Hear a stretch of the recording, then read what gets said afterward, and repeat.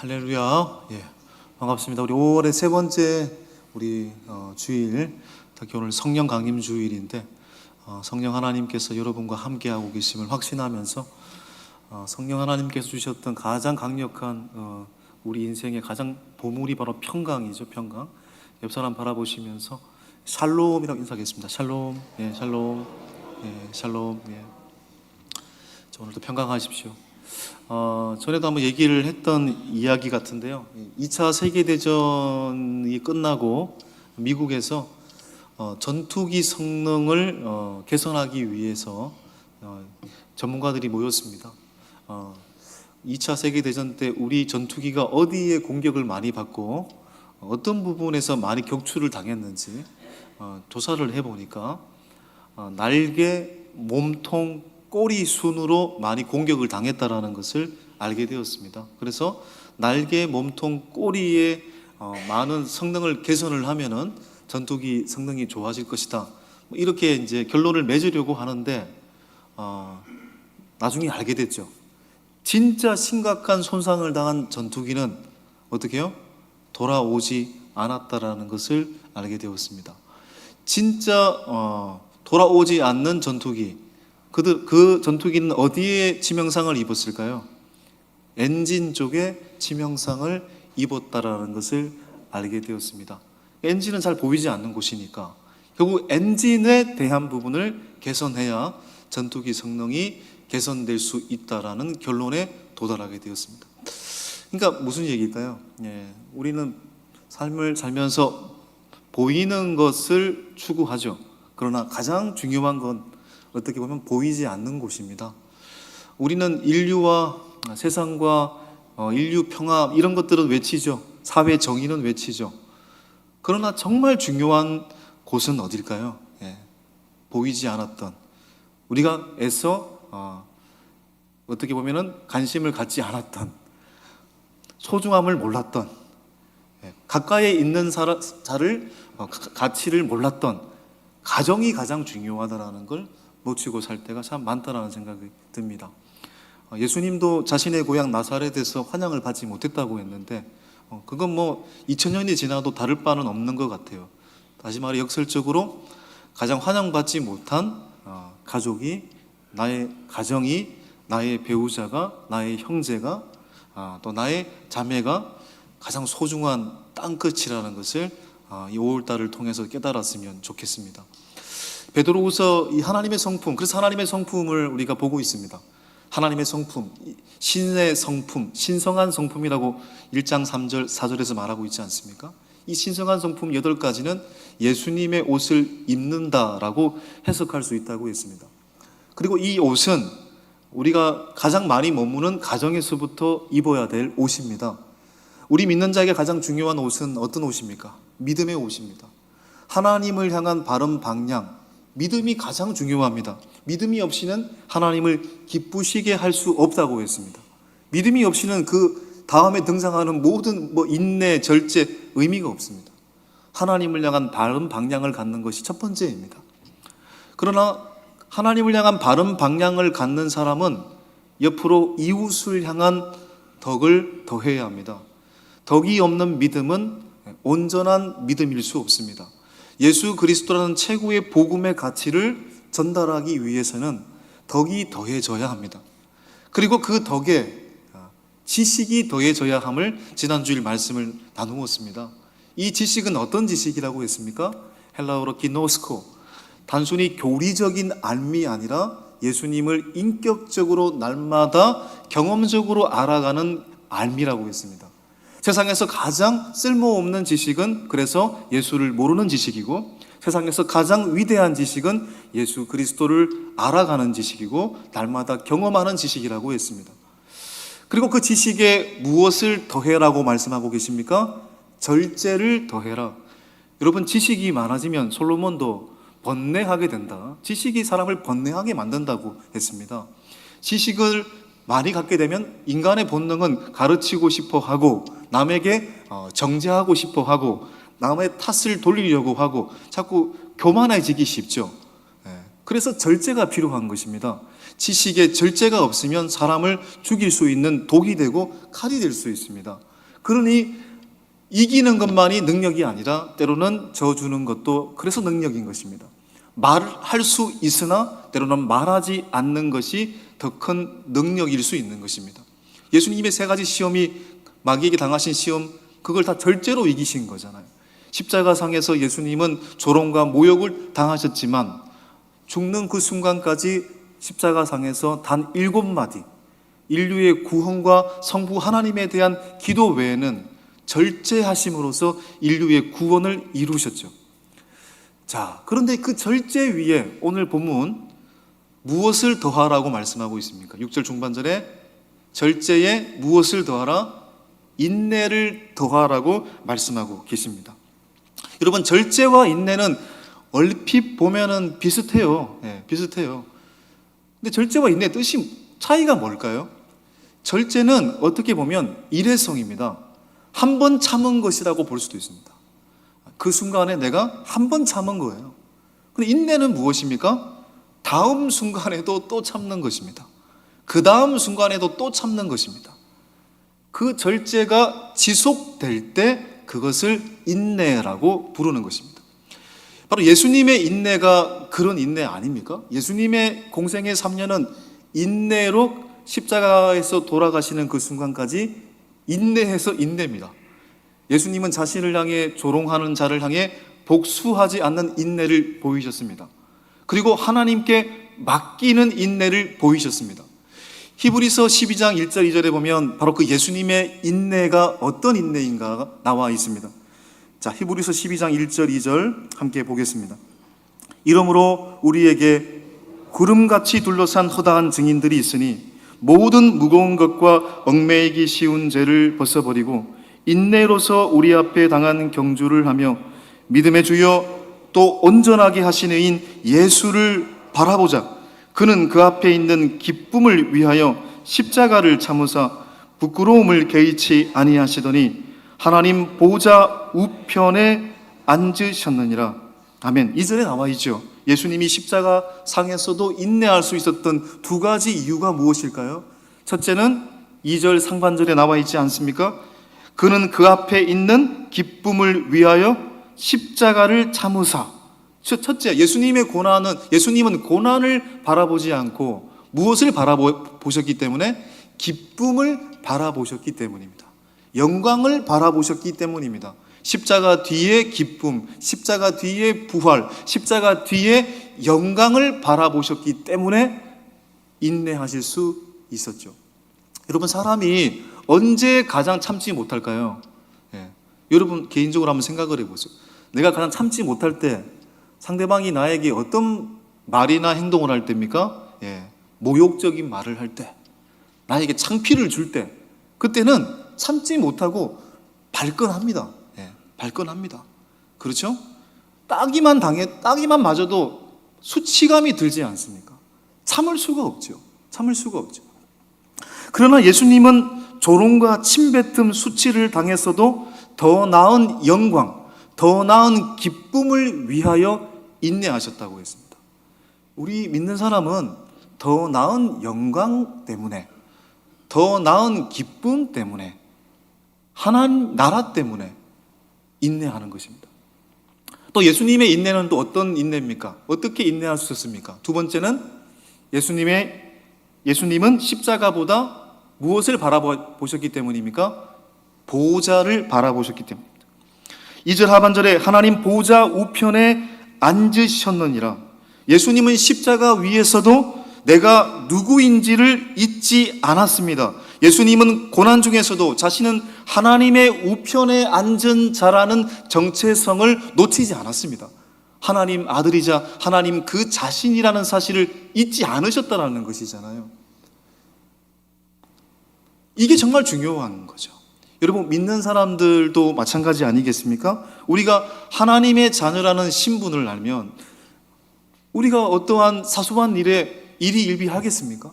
영접하는 자, 그 이름을 믿는 자들에게는 하나님의 자녀가 되는 권세를 주셨다고 했잖아요. 그 요한복음 1장 12절에 등장하는 하나님의 자녀는요, 헬라어로 보면은 헬라어로 자녀라는 뜻이 두 가지가 있습니다. 히오스라는 단어가 있고 테크나라는 단어가 있거든요. 히오스는 양자입니다. 양자. 양아들, 양딸, 이게 히오스고요. 테크나는 친아들, 친딸을 테크나라고 부릅니다. 근데 요한복음 1장 12절에 등장하는 하나님의 자녀는 테크나입니다. 하나님은 우리를 친자로 여기셨대요. 친딸로 여기셨대요. 친아들, 딸로 여기셨다는 거죠. 이게 우리의 신분이라는 것입니다. 여러분, 그 세가족 성경 공부에 보면은 이런 얘기가 있습니다. 여러분 10만 원짜리 수표를 누군가가 여러분 여기 뿌렸다고 합시다. 100장을 뿌렸다고 합시다. 예배를 지금 드리고 있는데 제가 100장을 뿌렸다고 합시다. 여러분 어떻게 할까요? 바로 지금 앞에 나와서 10만 원 가져갈걸요? 저도 설교하다가 아마 가져갈 것 같은데요. 예를 들어서. 그렇죠? 돈에 장사 없죠? 뭐니 해도 돈이죠? 제가 잘못 들었나요 지금? 자, 그런데 여러분 이 10만 원짜리 수표를 구겼다고 합시다. 구겨가지고 던졌다고 합시다. 여러분 구겼다고 해서 10만 원 수표가 아닙니까? 구겨져도 수표죠. 구겨져도 10만 원 가치는 여전히 유효하죠. 하나님의 자녀가 조금 구겨졌다고 해서, 조금 실수했다고 해서, 조금 실패했다고 해서 하나님의 자녀가 아닌 게 아닌 거잖아요. 구겨져도 하나님의 자녀는 여전히 하나님의 자녀인 것. 이 정체성을 놓치지 않을 때 우리가 사소한 일에 절망하지 않는 거잖아요. 여러분 로마서 8장 17절에 보면은 하나님의 자녀는 또 이렇게 표현하고 있어요. 하나님의 자녀는 상속자다. 자, 읽어볼까요? 17절 18절 로마서 시작. 자녀이면 또한 상속자 곧 하나님의 상속자요 그리스도와 함께한 상속자니 우리가 그와 함께 영광을 받기 위하여 고난도 함께 받아야 할 것이니라. 생각하건대 현재의 고난은 장차 우리에게 나타날 영광과 비교할 수 없도다. 아멘. 18절만 생각하면 굉장히 어렵습니다. 이 말씀이 맞는 말씀이긴 한데 너무 어려워요. 그런데 17절을 바라보면 하나님의 자녀는 상속자래요. 상속자는 뭡니까? 아버지의 재산이 나의 재산인 거잖아요. 하나님의 나라가 나의 모든 것이 되겠다라는 얘기잖아요. 이 17절의 말씀이, 상속자라는 이 말씀이 우리의 마음속에 새겨질 때 18절은 감당할 수가 있게 되는 것이죠.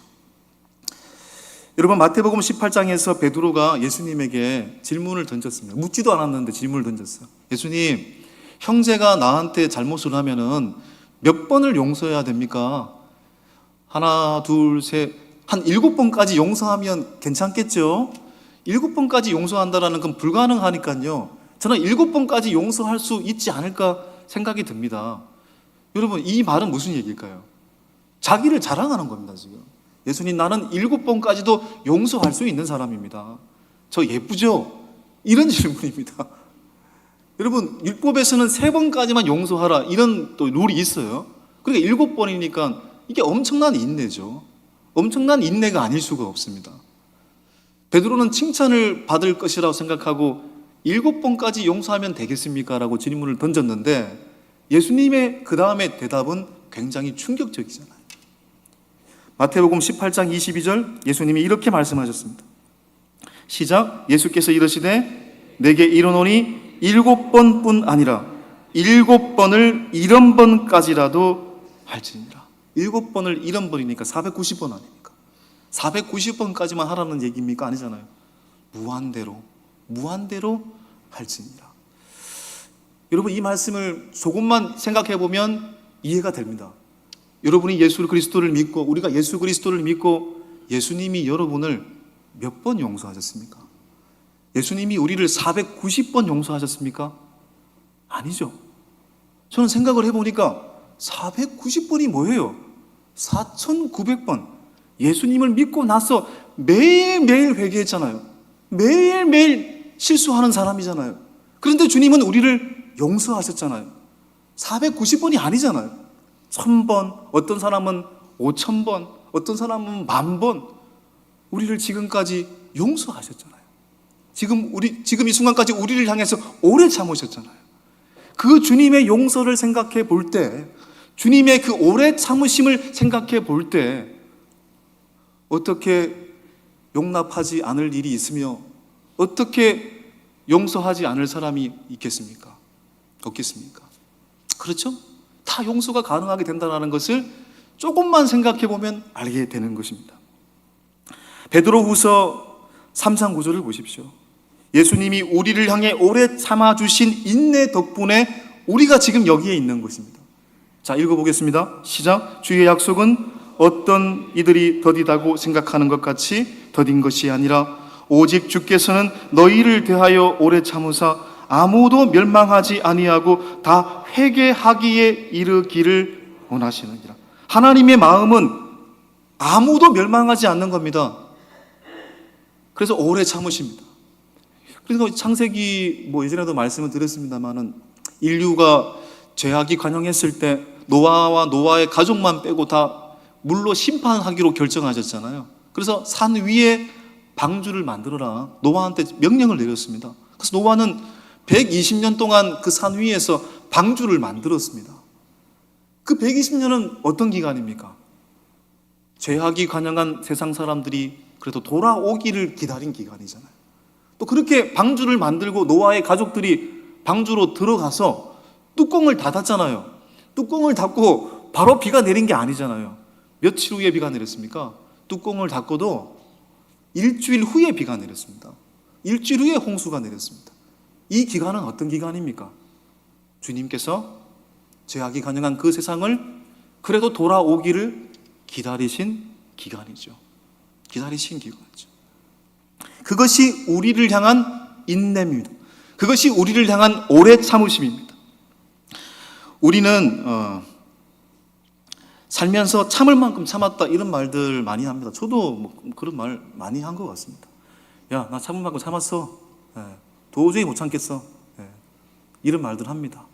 그래서 때로는 분노하고 때로는 화를 내고 때로는 인간적으로 못난 모습을 보일 때도 있습니다. 참을 만큼 참았다. 주님 이 부분에 대해서 어떻게 말씀하고 계실까요? 야고보서에 이런 말씀이 있습니다. 야고보서 1장 4절에 시작. 인내를 온전히 이루라.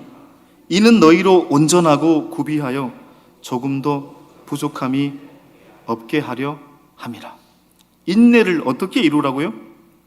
온전히 이루래요. 인내를 대충 이루라 말하지 않습니다. 이때 말하는 온전히 영어 번역을 보니까 perfect라는 단어 쓰고 있고요. complete 단어 쓰고 있습니다. 완벽한, 완벽한이라는 뜻이잖아요. 그 인내의 양이 찰 때까지 인내를 이루라는 얘기잖아요. 한자성어 중에 타면자건이라는 말이 있습니다. 타면자건이 뭡니까? 상대방이 네 얼굴에 뱉은 침은 닦지 말고 그대로 두라는 얘기입니다. 그러면 어떻게 된다고요? 저절로 마른다라는 겁니다. 시간이 지나면. 상대방이 침을 뱉으면 억지로 닦지 말고 기다려라. 그러면 시간이 지나면 자연스럽게 마르지 않느냐. 이 말은 인생을 살면서 기다리면 해결될 일들이 많다라는 것을 우리에게 교훈하는 한자성어이죠. 여러분, 그런 의미에서 인내는 하늘에서 뚝 떨어지는 것이 아니라 우리의 삶에서 자라는 것입니다. 결국 하나님은 우리에게 인내심을 키우기 위해서 인내할 상황을 허락하시는 것입니다. 그리고 그 인내를 통해서 성숙한 하나님의 강한 용사로 우리를 성장시키는 것이죠.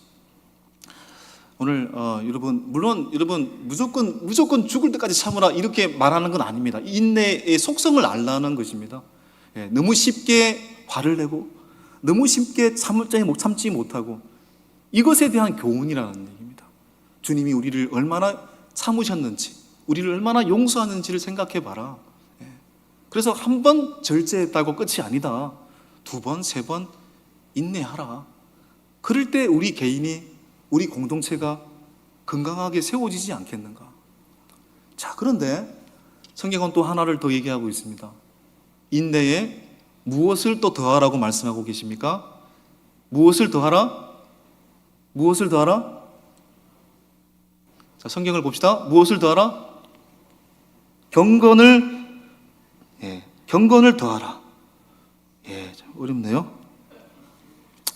여러분, 경건이 뭡니까? 경건은 우리 이렇게 생각합니다. 경건은 예배 드리는 모습, 성경 읽는 모습, 찬양하는 모습, 이런 이미지를 떠올리잖아요.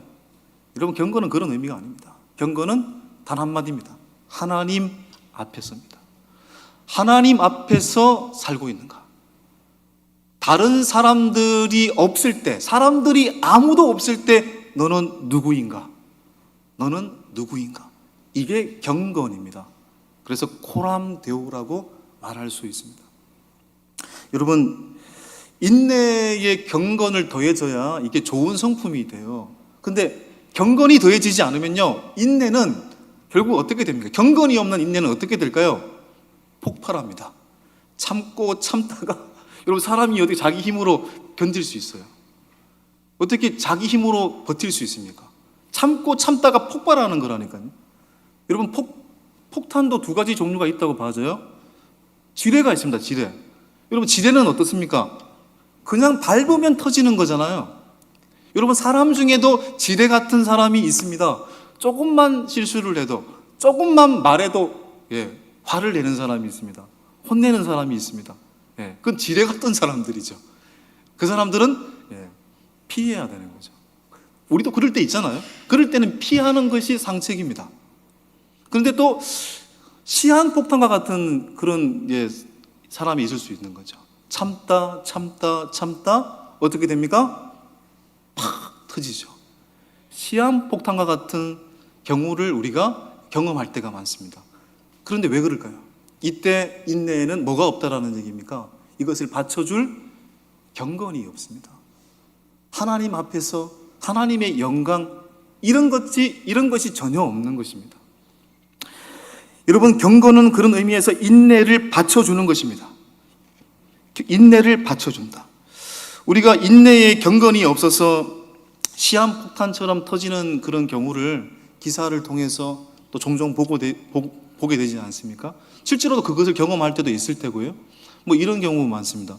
제가 이제 알고리즘 때문에 영상을 보다 보니까 진짜 이 부부 사이에 관한 그 영상이 많이 어느 날 많이 보게 되었는데, 보니까 황혼 이혼 이런 게 영상이 쫙 있더라고요.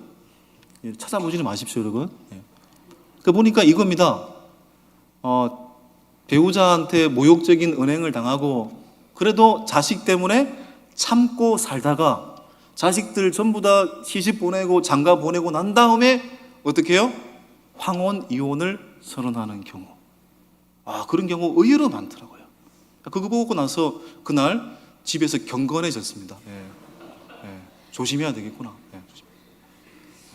황혼 이혼 당하지 않으려면 조심해야 되겠구나. 왜 그렇습니까? 이때는 뭡니까? 안타까운 일들이 일어나는 이유는 겉으로는 최선을 다해서 인내해 왔지만 속에는 그 인내를 붙잡아줄 뭐가 없기 때문에, 능력이 없기 때문입니다. 그 인내를 붙잡아줄 회복 탄력성이 없기 때문입니다. 그 인내를 붙잡아줄, 쉽게 말해 경건이 없기 때문입니다.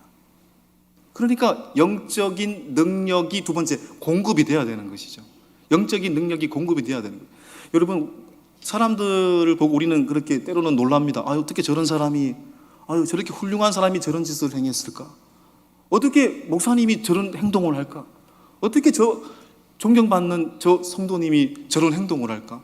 우린 정죄를 할 때가 있습니다. 여러분, 정죄를 할 필요가 없습니다. 사람인데요. 여러분, 내 안에 그것을 인내를 받쳐줄 경건의 공장이 망가졌기 때문에 그런 겁니다. 경건의 공장이 망가졌는데 배길 수가 없는 거죠. 이때는 어떻게 해야 되는 것입니까? 여러분, TV가 있는데 TV에 플러그가 꽂혀져 있지 않다. 어떻게 해야 됩니까? TV를 두드린다고 해서 TV가 나옵니까? 여러분, 연결이 안 된 상태인데 두드린다고 해서 음악이 나옵니까? 어떻게 해야 됩니까? 그때는 연결해 줘야 되는 거죠. 마찬가지입니다. 그 사람이 지금 그런 상태라면, 마음의 경건의 공장이 폭발해가지고 없어져가지고 지탱할 수 없다면 우리가 연결할 수 있도록 도와줘야죠.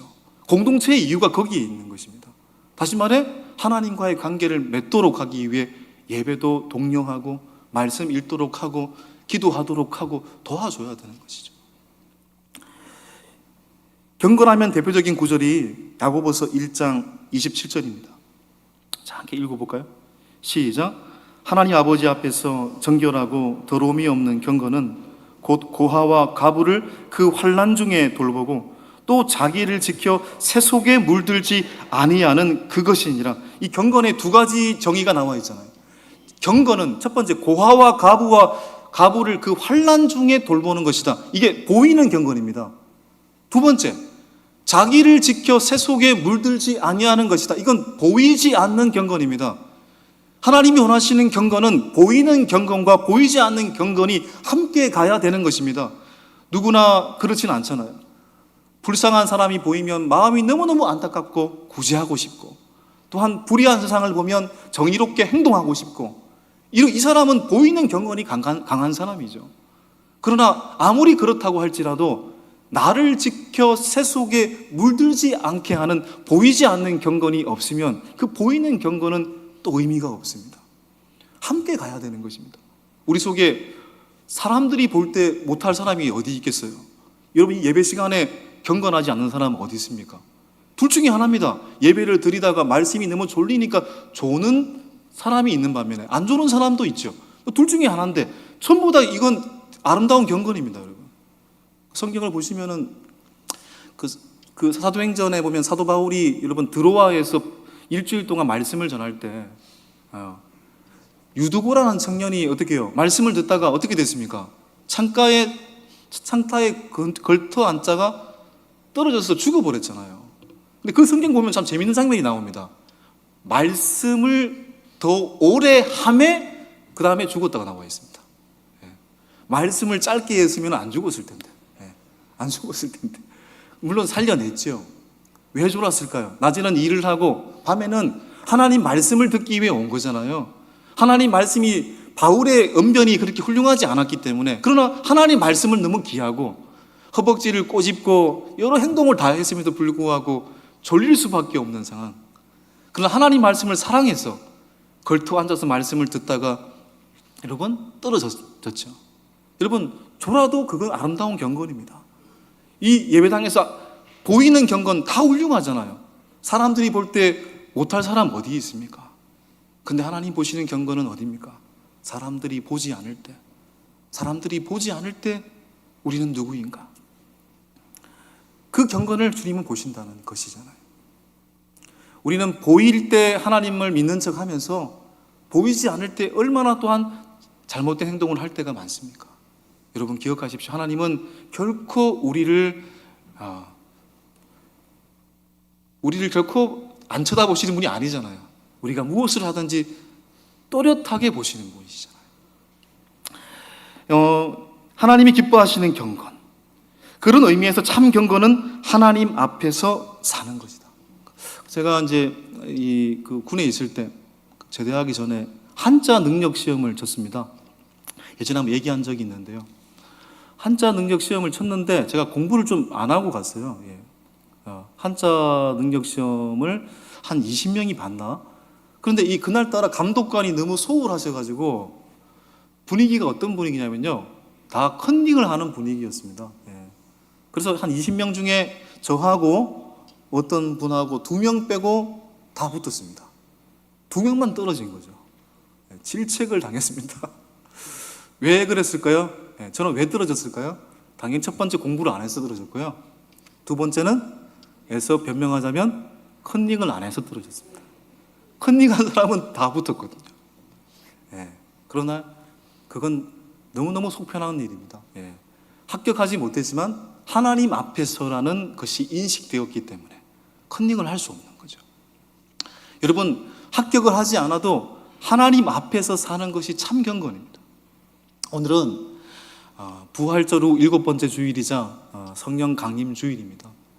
저는 수없이 말씀을 드렸습니다만은 이 5월의 셋째 주간, 또 한편으로는 스승의 주일이기도 한데, 제 인생에서 고3 시절에 교회학교 선생님께서 저를 포기하셨다면 저는 과연 여기 존재했을까? 그 바닷가에 밤새도록 저를 얘기하시면서 저를 안아주시면서 포기하지 않았던 그 스승님, 그 교회학교 선생님의 사랑이 아니었다면, 그 인내가 아니었다면 이 경건에 이르게 되었을까? 감사하지 않을 수가 없죠. 여러분, 예수님께서는 십자가를 지시기 전에 무엇을 보내겠다고 했습니까? 내가 떠나나 그러나 나는 너희를 떠나는 것이 아니다. 성령을 보내어서 내가 영원토록 너희와 함께 하겠다라고 말씀하셨잖아요. 여러분, 성령 하나님은 그런 의미에서 어떤 의미입니까? 영원토록 너와 함께 하겠다라는 겁니다. 너를 고아처럼 버려두지 않겠다. 이것이 성령 하나님의 진정한 의미 아닙니까? 그런 의미에서 오늘 우리로 하여금 인내하게 하고 우리로 하여금 경건하게 만드는 진정한 스승은 무엇입니까? 성령 하나님이 영원토록 우리와 함께하고 있다는 것을 믿는 사람만이 오늘 이 순간도 인내할 수 있고 그 인내에 경건을 더할 수 있다는 사실인 것입니다. 사랑하는 여러분, 그런 의미에서 일평생 성령 하나님만을 의지할 수 있는 믿음을 품기를 원합니다. 영원토록 여러분을 떠나지 않는 성령 하나님을 붙드는 자가 될 수 있기를 바랍니다. 그럴 때 참을 수 없는 중에도 주님처럼 인내하게 되고 또한 그 인내를 가능하게 하는 참 믿음의 경건을 품게 되어서 여러분을 통해서 여러분의 공동체가 함께하는 모든 사람들이 건강하고 아름다운 진리의 향연을 구가하는 놀라운 은혜의 역사가 일어날 수 있기를 주님의 이름으로 간절히 축원합니다. 오늘 말씀 생각하시면서요, 찬송가가 좀 바뀌었습니다. 182장, 주보 좀 잘못 나왔습니다. 182장입니다.